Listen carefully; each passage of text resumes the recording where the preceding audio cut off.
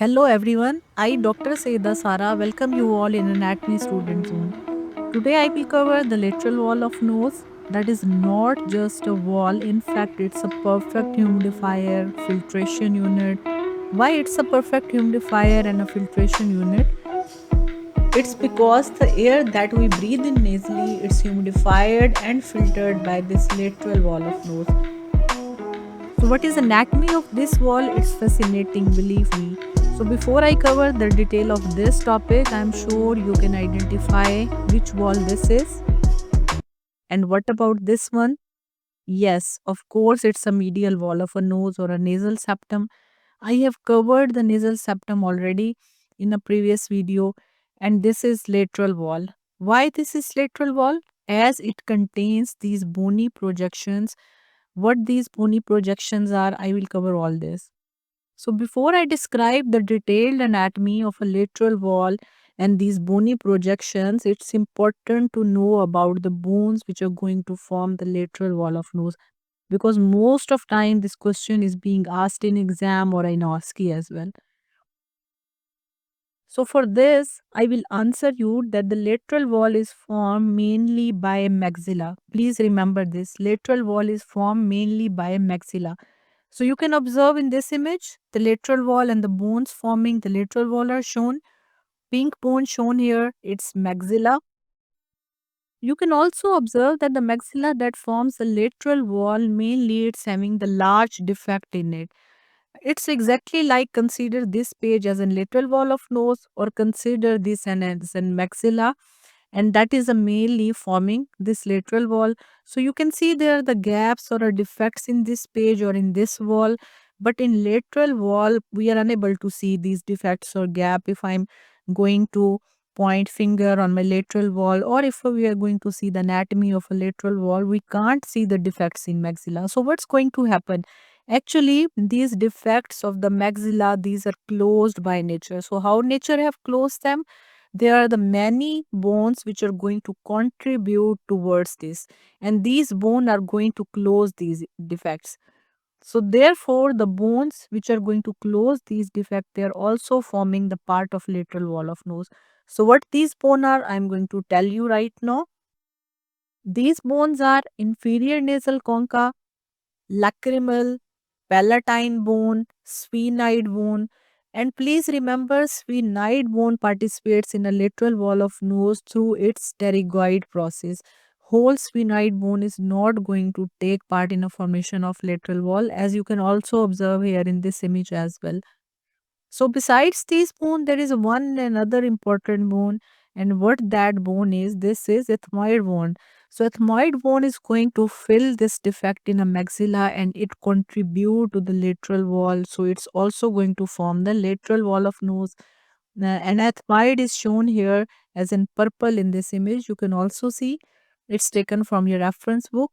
So if I summarize the bones forming the lateral wall of nose, I will say it's formed mainly by a maxilla, ethmoid bone, lacrimal bone, palatine bone, sphenoid through its pterygoid process, and inferior nasal concha, that is a separate bone. So among these bone which are forming the lateral wall of nose, ethmoid is very very important. So anatomy of ethmoid, you have to know this. What are different parts of ethmoid? It should be clear to all of you. So it's important to clear your concept of a nasal concha as well, and it can't be cleared without covering this ethmoid bone, I will say. So what are the different parts of ethmoid bone? Ethmoid bone is having three parts. Please remember this. And what these three parts are? Here you can see this part is cribriform plate of ethmoid bone. You all know, you are aware of this. Second part of ethmoid is perpendicular plate of ethmoid bone. This one. And the last part of ethmoid bone is ethmoidal labyrinth. So I have covered the cribriform plate in previous video where you know it was going to form the roof of nasal cavity, and the second part of ethmoid bone, that is a perpendicular plate. It is a projection of a bone that descends from cribriform plate.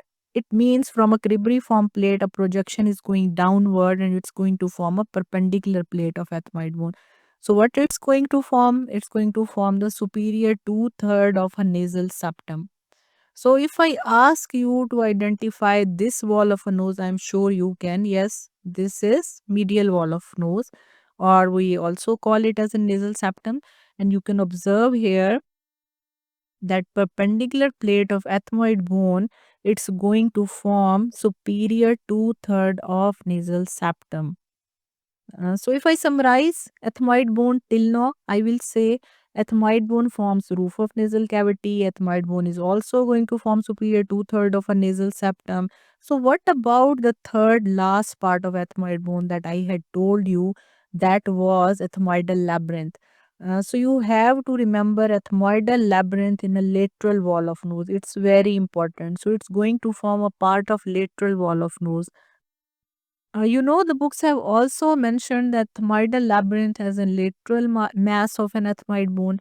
So it means the lateral mass of ethmoid bone or ethmoidal labyrinth, they are the same thing.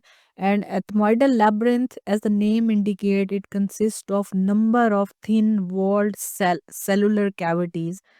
And you can see these cellular cavities over here. In these cavities, what is located? Ethmoid air cells are present. Yes. So these ethmoidal air cells, they have arranged themselves in these cavities, and they have arranged themselves in three groups. And you know what these groups are? These are anterior, middle, and posterior ethmoidal air cell. So all these air cells, they are present in these ethmoidal labyrinth or cavities. So now focus on this point that I'm going to tell you right now, as it's very important and it should be crisp and clear to all of you, because without this you can't hold or clear the concept of your lateral wall of nose. Here I will also recommend you to take a small break, have a cup of coffee, and enjoy learning with me. So in this image, first you have to observe ethmoidal air cell. I'm sure you can, which are ethmoidal air cell. Second, you can also observe, if I take ethmoidal air cell on a one side, so these cells are interposed between the two vertical plate of bones as pointed over here. And we name these vertical plate of bones as a lateral plate and medial plate. Again, why I am focusing on this? Because this is very, very important, both on a clinical side and to understand the anatomy of lateral wall. So we also name this lateral plate as an orbital plate, as it's quite clear that the lateral plate is going to form the part of orbit. And we name the medial plate as in medial because it's forming the upper part of lateral wall of nasal cavity. So if I focus among these two plates, I will say medial plate is closely related with the lateral wall of nose. This medial plate is important in lateral wall of nose. Then what's happening actually? From this medial plate, projections which are superior and middle concha, they are extending into nasal cavity. So these are ethmoidal labyrinth actually. So superior concha and the middle concha, these are also ethmoidal labyrinth, but inferior is a separate bone. So superior and middle, they are coming from ethmoidal labyrinth part of ethmoid bone, and they are going to extend into lateral wall of nose. So in nutshell, I will say superior and middle concha or the turbinates, these are part of ethmoid bone. I think you know very well why I have focused a lot on ethmoidal labyrinth or ethmoid bone, because it's having great clinical significance. Because ethmoid bone can be fractured in a cases of a facial trauma. Most commonly, it can be hitting a dashboard in a collision or a fall from a height. So, what's going to happen in these cases? Some sign and the symptom of fracture of ethmoid bone and its anatomy, they are related to it. And what these sign and symptoms are, I will explain you. If there is a trauma, there can be a fracture of a cribriform plate. In this case, branches of a olfactory bulb may be sheared, and it can cause anosmia, that is a loss of sense of smell. Similarly, if in a trauma cases there is a fracture to ethmoidal labyrinth, you know very well ethmoidal labyrinth is closely related with that of orbit and lateral wall of nose. So it will allow a communication between the nasal cavity and the orbit, and you know reason for this. So if this happen, there is a fracture to the lateral plate, there is a possibility that the air can enter into orbit, And what it cause? It can cause the orbital emphysema that you can see here. It's going to present like this. By the end of this video, now I'm going to tell you some interesting and important points for your exam. Besides exam, you will also come to know how perfectly each part of our body is made by nature.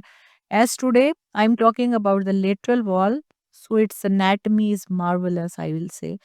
Now, when you know the lateral wall contains three turbinates or a concha, and these are superior, middle, and inferior, and you know very well that the superior and the middle they are coming from ethmoid bone and specifically from ethmoidal labyrinth, while inferior one is independent bone. It's also important to know that externally that the concha are covered by means of mucous membrane, or I can say mucosal tissue is going to cover these concas externally, as you can observe in this image as well.